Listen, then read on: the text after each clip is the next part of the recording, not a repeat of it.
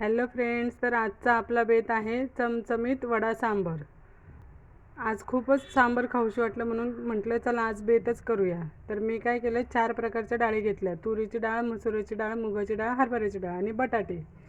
चारही पण डाळी स्वच्छ धुवून घेतल्या। त्याच्यामध्ये हळद आणि हिंग टाकून कुकरला शिट्ट्या करून घेतल्या। तोपर्यंत भोपळा हा चिरून धुवून मिठाच्या पाण्यामध्ये उकळले। कांदे, टोमॅटो, कोथिंबीर, कांदे उभे चिरले, टोमॅटो चिरले, कोथिंबीर बारीक चिरली, लसूण ठेचला, आलं ठेचलं, चिंच आणि गूळ भिजत घातलं। एक पातेले घेतले, त्यामध्ये लसूण, कढीपत्ता, जिरं, मोहरी चांगली तडतडली की त्याच्यामध्ये लाल मिरच्या जे आपण घेतले होते ते घातल्या आणि थोडंसं पुन्हा हिंग घातलं। नंतर आलं, जे ठेचलेलं आलं होतं ते सुद्धा घातलं आणि छानपैकी परतून घेतलं।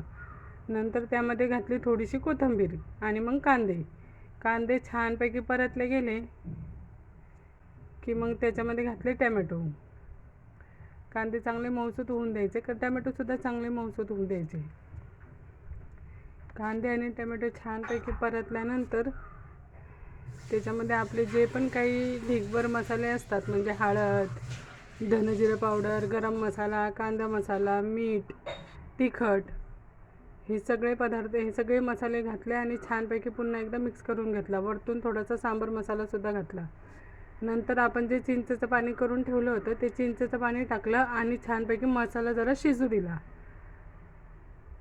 बघा मसाला किती छानपैकी आपला शिजला आहे। हा मसाला शिजल्यानंतर जे भोपळे उकळले होते ते टाकले आणि पुन्हा एकदा 5 मिनिटं शिजू दिली। नंतर जे आपण डाळ शिजवून घेतली होती ती डाळ घातली व छानपैकी मिक्स करून घेतली। नंतर थोडंसं गरम पाणी टाकलं आणि पुन्हा एकदा छानशी उकळी आणली। पहा, आपलं सांबर झालं रेडी। किती छान दिसतं आणि खूप चवीला लागतं। एकदम साऊथ इंडियन स्टाईल होतं हे। तुम्ही एकदा नक्की ट्राय करून बघा। मग केली वड्याची तयारी। बटाटे उकडून घेतले, सोलून घेतले आणि त्याला स्मॅशरने बारीक करून घेतले। नंतर त्याची भाजी करून घेतली, वरतून थोडीशी कोथिंबीर टाकली आणि छानपैकी हे केले। थोडासा ठेचा पण करून घेतला चवीला। नंतर बटाट्याचे वडे करून घेतले, बेसनाचं पीठ तयार करून घेतलं आणि त्याच्यामध्ये बटाटे घोळून मस्तपैकी बटाटे एकदम लालसर खमंग पद्धतीने तळून घेतले। मंद आचेवरती पहा किती छान वडे तळून घेतले। खूप मस्त लागले होते कालचे वडे आमचे।